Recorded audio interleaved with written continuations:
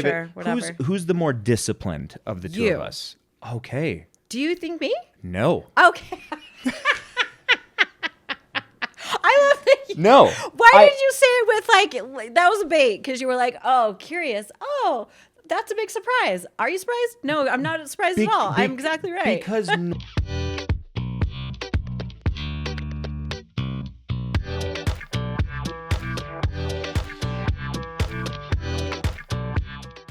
Welcome to this week's episode of Teaching Keating. Happy New Year, Momo. Happy New Year. Happy New 2025. Year. I was going to do a countdown. Oh, no. I'm so glad you did it. I almost went 3, 2, 1. I would have sat here. Just to see if you'd smooch me. I wouldn't have. I would have sat here and laughed exactly like I'm doing right now. I mean, you don't Thank have God to, I didn't do that. You don't have to fake a smooch. I'll always give you a smooch, but I'm just saying, like, we don't need to do some sort of fake countdown for it. All I right. don't think we need to. Okay, you can smooch me at the end of this episode. Yeah, sounds good. Don't forget. I won't. When we talk about New Year's resolutions. New year, new great. podcast studio. Love it. New everything. A lot of news. New everything. New consistency. Great. New friends. Great. New, like everything. All the great news. All the new. All the new. Molly, do you have a New Year's resolution? You know me. Historically, I don't do that because I don't really believe in resolutions. Okay, and let's habituated behaviors. Resolutions are dumb. So let's dig into it, right? Because sure. this is the topic isn't really New Year's resolutions. Right. It's more because I think you and I agree on this. Yes. I think New Year's resolutions are stupid. Sure. But we still do them and we have them. Like, for example, last year you did the cold plunge.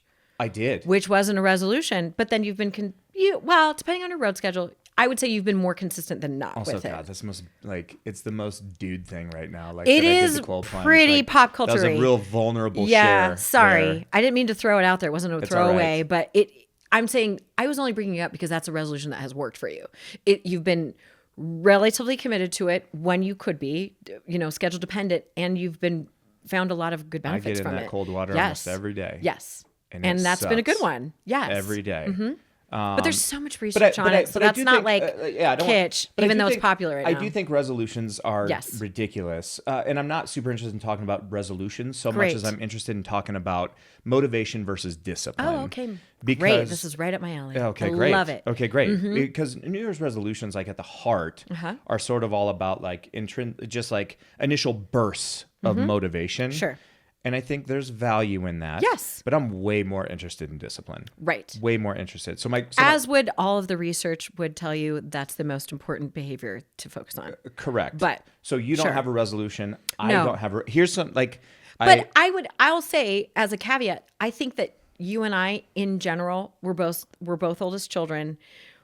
We are pretty motivated people by nature. I would say we have that in common, probably motivated about different things. Sure. But I would say both of us initially before we got together and then as a couple are relatively motivated. So motivation never is usually a thing for us in general in our family life, I would say. I agree. So put a pin in this, and I don't want to forget to talk about it because I do think we're equally motivated. Okay. I'm curious to know if you think we are equally disciplined. No. Put a pin in it. Okay. Put a pin in it. We're coming back to this. Okay. Here's why I'm not a resolutions person. Sure. There's some interesting sort of Pew Internet research about resolutions. The one thing, they're most popular amongst young people than they are older adults. Like, what's the age range? Total 35 and under? Total of the entire populace that was studied, about 30% of people set a New Year's resolution. Okay. Of that 30% of people, ages 18 to 29 are 49% of them. Oh, wow. So essentially half of them are between the ages of 18 and 29. Sure, I would say that tracks.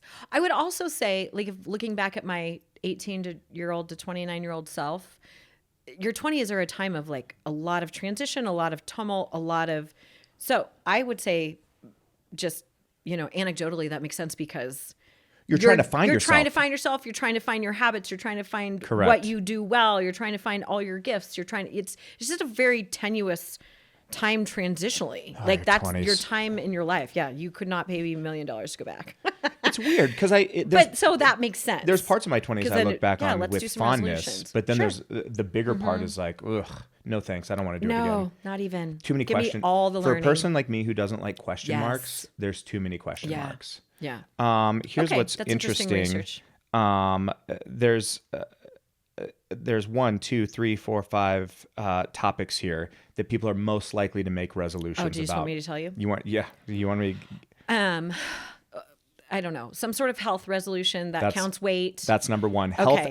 Exercise, and or wellness diet or is the diet. number Sure. one resolution Sure. item. Sure. Which is part of the reason I think resolutions are stupid. Yeah. Okay, go ahead. I would say relationship. I would say work. Relationship is number I 3. would say work or career is number 5. Sure. Maybe family, but I don't know, because we make family goals, but I don't necessarily see that as a resolution. So I don't know if that would make sense. That falls under relationships, Okay. family, or friends. Okay. Yeah. Travel. Nope. Oh, okay. Not on the top. Okay. Work ahead, or give me career more. is number 4. I said work and career. Oh, you did? Yes. Oh. I said work and career. Oh, sorry. Hobbies or personal interests Oh, got is it. number 3. Okay. I did not say that one. Yes. And then I want to become a sommelier in 2025. hobbies or personal interests is number. That's in retirement. Maybe not ever. You don't want to be a sommelier. I don't, actually. You just want to drink wine. I do, but I actually. You can do that. I know, but I want to. You don't have to take the classes. I know, but I like the educational part of being a somm. Like, I want to know all the great variations and all the things and all the different blends and all. I want to know all of it because I'm a real geek. It's okay. There's 2. Does it taste good or not? No. It's the only metric. And now, because I'm getting old, red makes me wake up at night. So like, I can't even enjoy the wine part. I got to go with the like non-alcoholic, which who even knows what that is? It just sucks. Getting old. There are times where you'll sucking drink the life out of you. non-alcoholic wine. I have to. It's not about not wanting the wine. It's like I think it's literally such can't do this anymore. a waste. Yes, it is. It's probably like, why don't I just light this $45 on fire? Yeah. Or whatever it costs. Yeah. Not $45, hopefully, if there's no alcohol, but I don't know. Number 1 Anyway, resolution keep going. item: health, Yes. exercise, or diet. Okay. Number 2 is money or finances. Duh. Oh, right. Number obviously. 3 is Yes. relationships Okay. with family or friends. Okay. 4, hobbies or personal interests, and then 5 is work or career. Okay, so what did I get? Like 4 out of 5? Yeah, you were 4 out of 5. Maybe I missed 2. No, I missed hobbies and I missed finances. I don't know. Somebody will but go back whatever. Somebody will yes, go back and check great, it. But fine. that's the stuff people are making resolutions about, and I do think I'm actually not surprised that they're more common amongst younger adults for the reasons that you said. Right. I mean, I don't know if that's true or not. That's just my guess. It is. Okay. It is. Oh, great. Yes. Thank you. Right. Yeah. More Good. common because you're trying to find yourself, and I feel like by the time you're in like your 30s, 40s, 50s, 60s, it's just like, hey, I know who I am. Let's hope so. I think you're just evened out more, and I think the things that you care about and where you put your time and where you spend, again, all of your resources, which are whether it be time, money, whatever, I think hopefully those have stabilized for you and you've evened out and you kind of know where there's going to go, so you don't need to make resolutions about the goals you want in life. So, I just don't hate know. the idea of a resolution because I won't have a resolution, but I'll have things that I'll either speak out loud or I won't, where I'm just like, this is going to be a focus for me moving into the new year. Sure. And that I can get on board Sure. with. Well, the interesting thing about I don't even resolution, know if that's that I'm probably just arguing semantics. At I this don't point. know. Resolution, resolve, all the etymology of the word.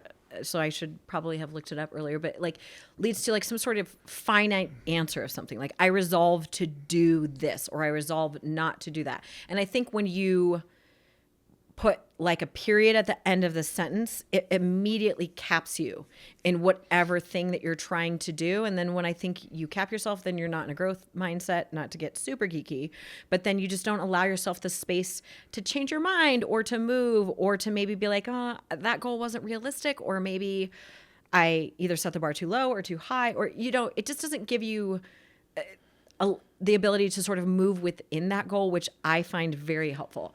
I reach goals when I have the ability to move in between what serves me, our marriage, our family life, our parenting the best, and adjust accordingly.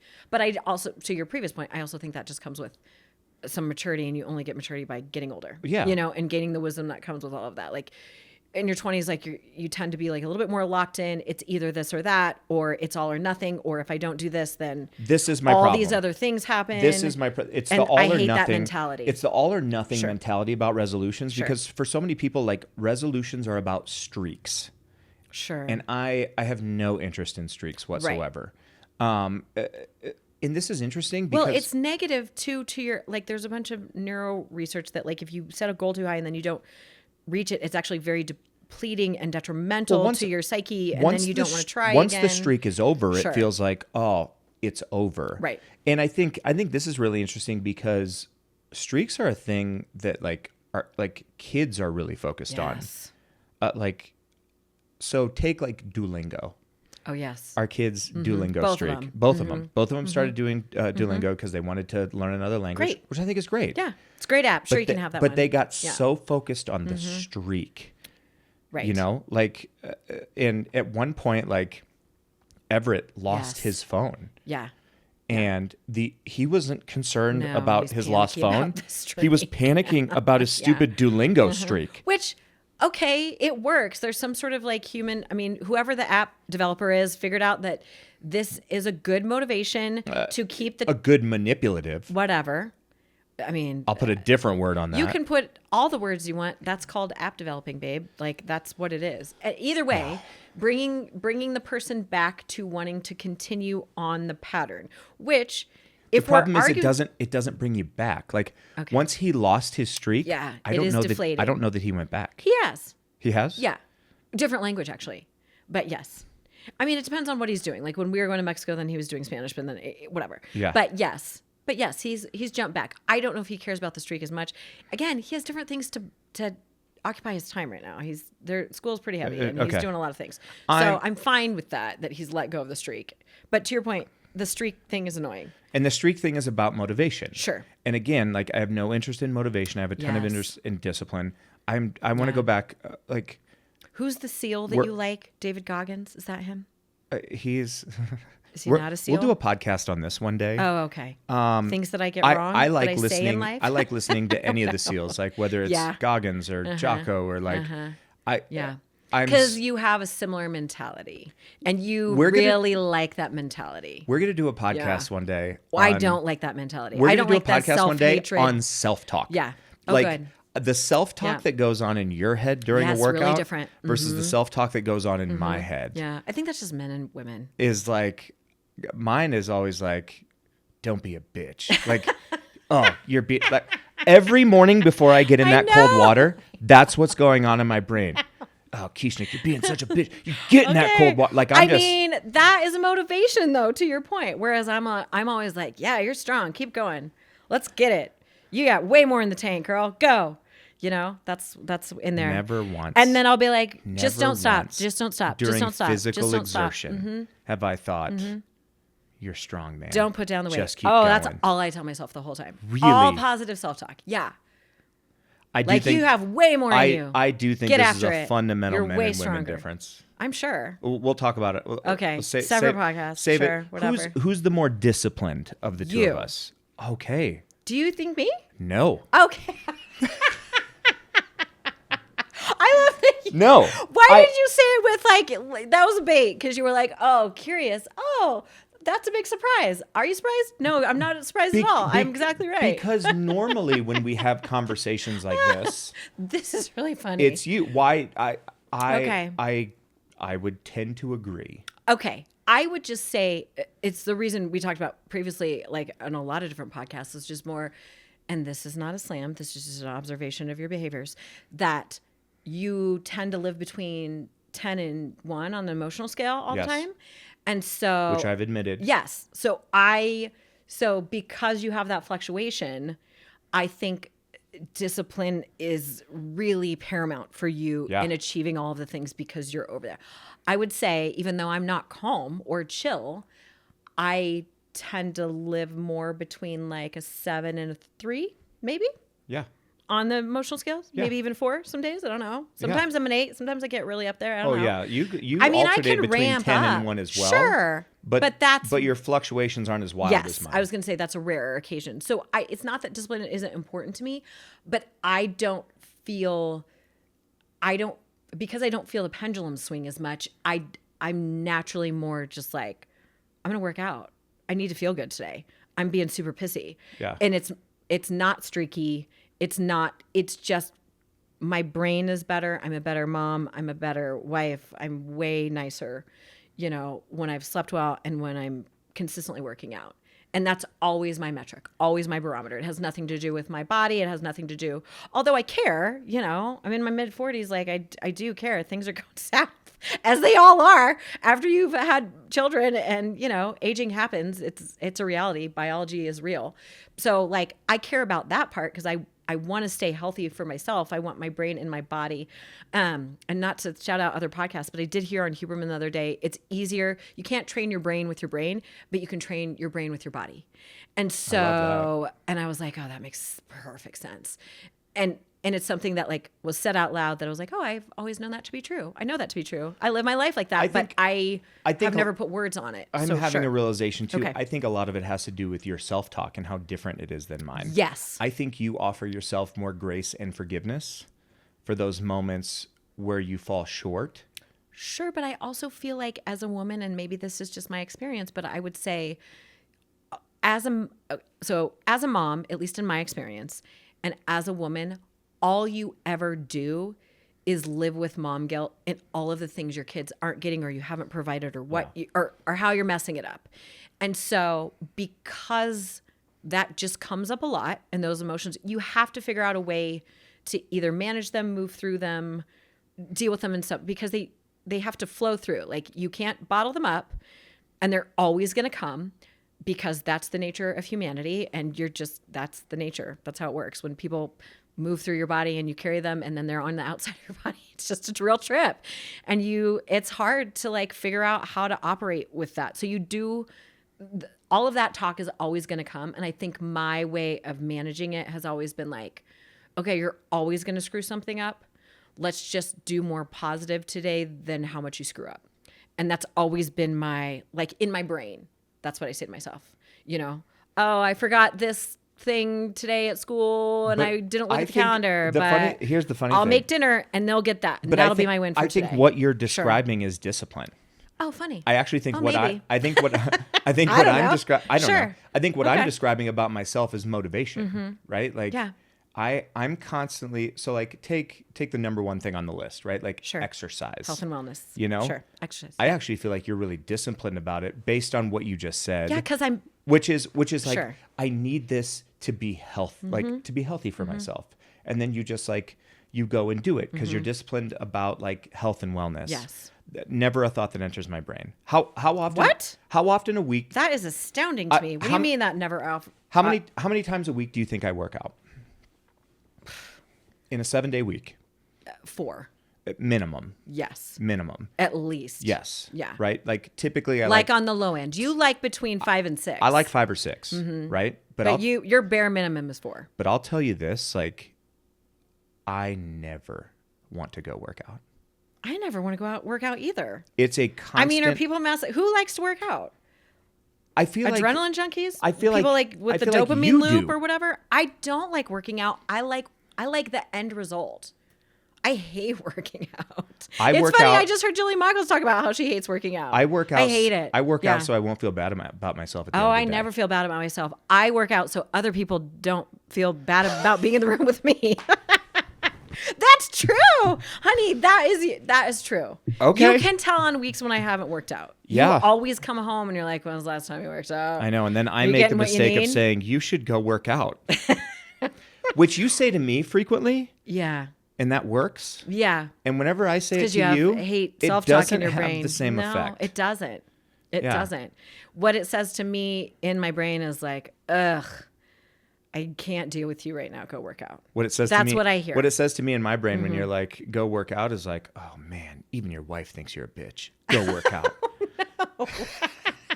It's effective. I mean, this is like, maybe we should have a podcast about like our self-talk in the brain, because that sounds like that's way more important than what the outcome is. Mine is just, I hate every lift. I hate Yeah. when I'm on the treadmill Yeah. and I'm running. Yeah. I hate every step. and you're a gym rat too. Like you like the gym. I You like like the to gym. lift. You like to do. I don't like any of that. But I don't want to get too, because there's all different workouts for people out there. And we're talking about workouts, but I'm talking about motivation versus discipline. But like, this is our exemplar, because I'd say this is at the forefront of things that we have to force ourselves to do, either discipline or motivation wise. But I do it for everyone else, but also I have enough a positive effects from the end of like, have to do it for me. I'm a better version of myself. And then it's all processional too. It's just like, oh, then I don't want to go eat In-N-Out after I've just worked my ass off at yoga for 2 hours. About? I mean, All I wanna love do- In-N-Out. I only work out so that I can go eat but I'm In-N-Out. just saying a processional effect is like, I'm not as inclined to be like, ugh, I can't wait for In-N-Out. Like, it's not like the In-N-Out isn't a positive reward. For me, it's a negative reward. So I was like, no, I don't want to just ruin all the hard work I just did. That sounds miserable to me. I don't know what you're talking about. I know. I'd rather just go have a shake and like, let's keep this. And again, not the streak, but like, I'm already feeling good. So like, let's keep this train moving. You know, it's only going to be a benefit. It's not going to be negative later on. I feel like It's not a carrot for me. Like a workout isn't a carrot. It's just like a thing I have to do because I know it has positive effects. And so to your point, I'm disciplined in doing that. But I never have to be motivated to do it. I'm never motivated to do it. I don't want to. I just have had enough positive effects. I've been doing it long enough. My body is trained. My mind is trained, right? Like all of those processional effects, I've had enough over time that like, it's not even a question in my brain anymore. I go. Can you teach kids discipline? Ooh. I think kids are easy to motivate. Sure. I'm discovering this. Human beings are easy to motivate. I'm thinking about the kids I coach. Like Sure. I'm thinking about the kids I taught. Yes. I'm thinking about our own children. Yes. Right? Like motivation is so easy. Motivation is so easy. Yes. Like to get a quick burst of motivation. But like teaching kids to be disciplined is super hard. It's because they actually have to care about what they're being disciplined. I was thinking, well, maybe, but I do think yes, if it's something that they really care about. Right? Like but also that's human beings. The only way where you ever become or learn to become truly disciplined about something is having something you care about enough to put in the work and time and effort and all the painful parts that suck about it to get to the end result that you care more about, which, spoiler alert, like that's life. Right? Like there's not anything, like people talk about this with you all the time, just like with your job, like, oh, traveling and speaking, like that is so interesting. And that sounds like such an amazing job and blah, blah, blah. And you love it. You really care about it, but you're also very disciplined about it. And you're really specific about your schedule, about when you're home. Correct. What dates you will work, what ones you can't because of the nature of our family life and everything. So like that is a discipline, but you don't love the travel. No, it's great. It gives us a great benefit and we get to go places for points and all of this, but that's a crappy processional effect that you've learned to become more disciplined with because you really love the work. And to your point, like I'm disciplined about my job. Right.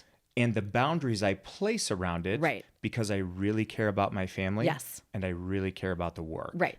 Right. And equally, not on the same level, not but equally. I'm Like I care just about saying my on the same. family. Yes, I know Right? you do, but I'm just saying you really love your profession. You love the teachers you work with, and you love the work. But I do think there's something But you profound in deal like with the discipline will travel. only come if you care about the thing. Right. I'm thinking about it too of like. And that's the thing that kids have to learn for themselves. So to your point, like Yes. to your question, it's like, well, I don't know if we can teach them if they don't care about it. You can only teach them on something that they're so passionate about in their heart. They will do all the painful stuff to get to the outcome. But even if Go they're ahead. passionate about it, sometimes Sure. they won't do all this stuff. Well, that's being a kid though too. Here's why it's so difficult to teach kids discipline. Okay. Because your answer is also no. I think you can nurture them and guide them towards what discipline looks like. But teaching kids to understand and execute on discipline is extremely difficult. Right. And it's so difficult because kids don't understand causal relationships. Right. Like it's a fundamental flaw in brain development. Right. Like kids Well, don't. I don't think it's a fundamental flaw in brain development. It might be a fundamental flaw in the way we teach. It's a no. Fundamental flaw in brain development. Is it? Like I'm or not is going to it go the all the way back we- to Piaget and all Right. that. Like It might just be our processes. It's like and the way that kids, we kids don't execute. understand causal relationships. They don't understand if Right. A and B are true, then C, D, and E I can understand. also We be have true. 2 teenagers right now, which is like that's my whole life. So- is not understanding like how I am trying to interpret like decision making and cause and effect like with their behaviors. But it's why the whole why deal. I think Yeah. teaching kids discipline, you're not like you're teaching them the habituated behaviors around consistency. Sure. But teaching kids discipline has to be a constant effort and remotivate. Sure. Right? And it's why I think motivation plays so much with kids, right? Right. Like in the work that I do, like coaching high school kids. Sure.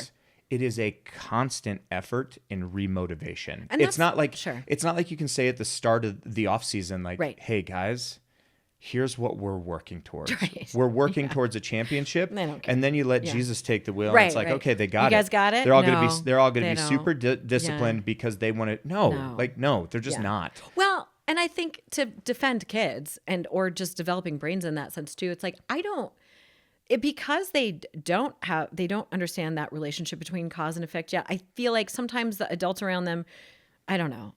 I'm not for not setting high standards. And, I feel like high expectations, kids can reach them, and we underestimate kids all the time. Just because of where they are developmentally doesn't mean they can't have high expectations and high standards. We agree on that. I know that that's our life.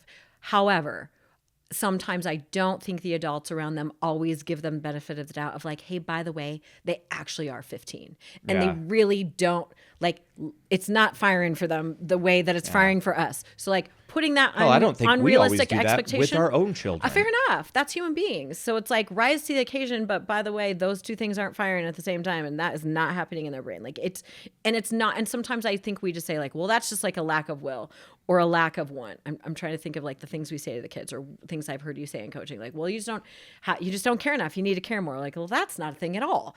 They literally are not. It's not working in here. It's a conversation Yeah. I'm always having Yes. of like, hey, like your Yes. want can't Sure. exceed your work. Right. And this is the thing that happens with kids all the time. Like Right. they all want things. Right. But the challenge is like, what are you willing to work for? Well, and and if your want exceeds your work, Sure. then great. You're motivated, but you're not disciplined. So Right, but that's also being an adolescent brain. And so sometimes I feel like, and this is where know, but it's conversation. so frustrating. I know, but this is a conversation that you and I have all the time because we're not aligned with this, which is just like, hey, our whole goal as the adult in their life, as the teacher, as also as the parent, is like, it's habits, right? Right. It's not motivation. Right.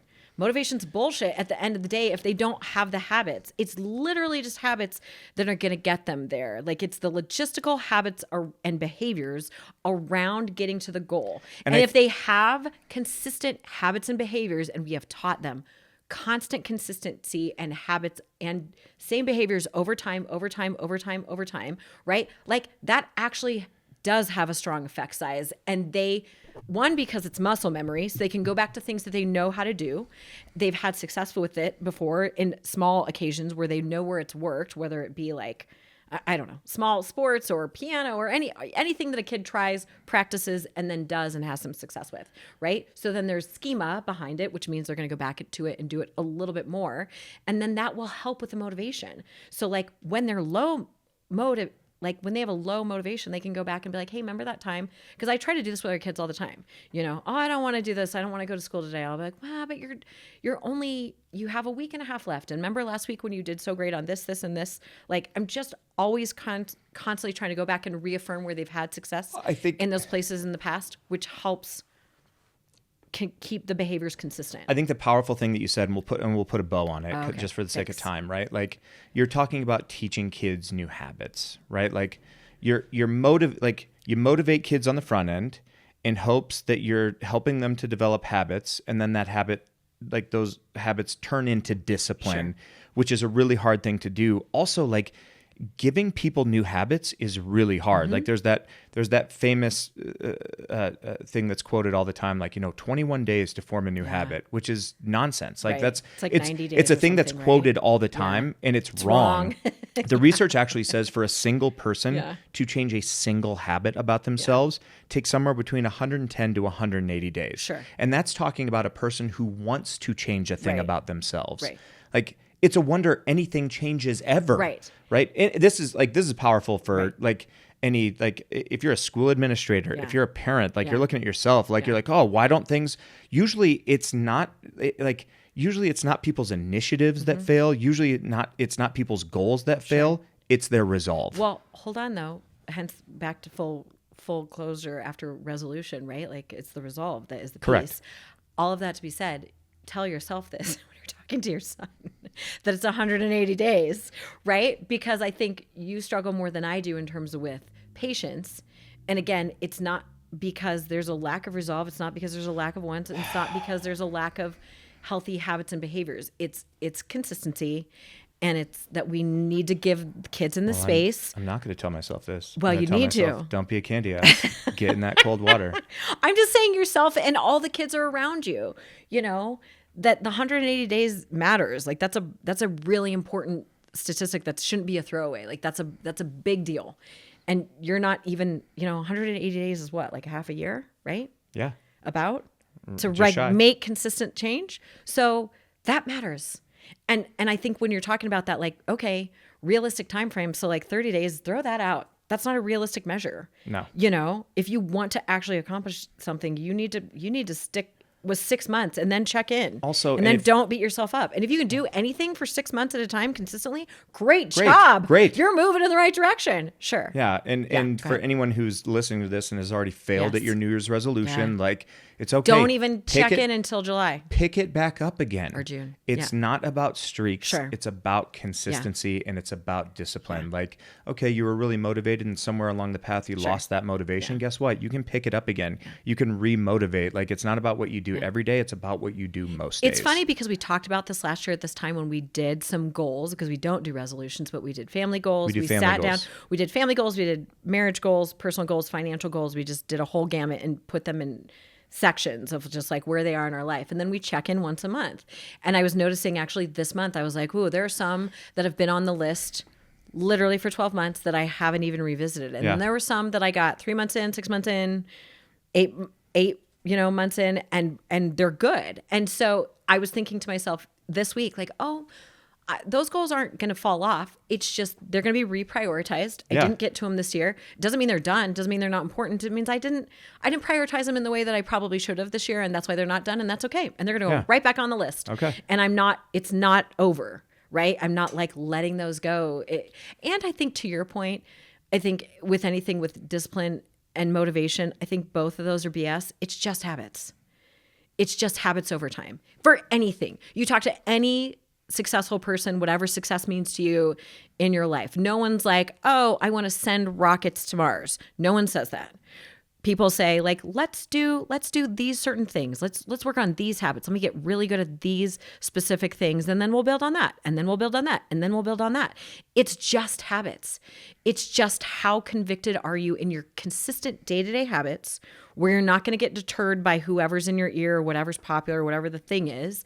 And to our point about kids before, that you love it enough to go through all of the suffering that's going to be at the end result because you're just like that passionate about it, right? It's just habits. For anything, any points of success ever. So stick with your habits. There you go. There you have it. I don't know. Do we have it? We'll see. Yeah. We're about to see. We're about to see. Yeah. We'll check Here we in go. 6, 8, and 12 months from now. Until then, 3, 2. Okay, come here. You gotta lead it. Yeah. Okay, yeah. Happy New Year. I love you. Happy New Year. 2025, Happy 2025, everybody. We'll catch you on next week's episode of Teaching Keating. Habits. As always, hit the subscribe button. Follow us, listen to us anywhere you listen to your podcasts. Until then, you can find me back out on the road at a conference near you. Molly, where can we find you? We're going to be doing all the things for not New Year's resolutions, but we're really going to help the kids get to what they need to get to this year. So really focused on that without being cryptic. No pressure. They have a lot going on. Yeah, so we're just going to pressure. commit to helping them do all of those things that All they right. want We'll to see do. you guys next week. Be well. Woo woo.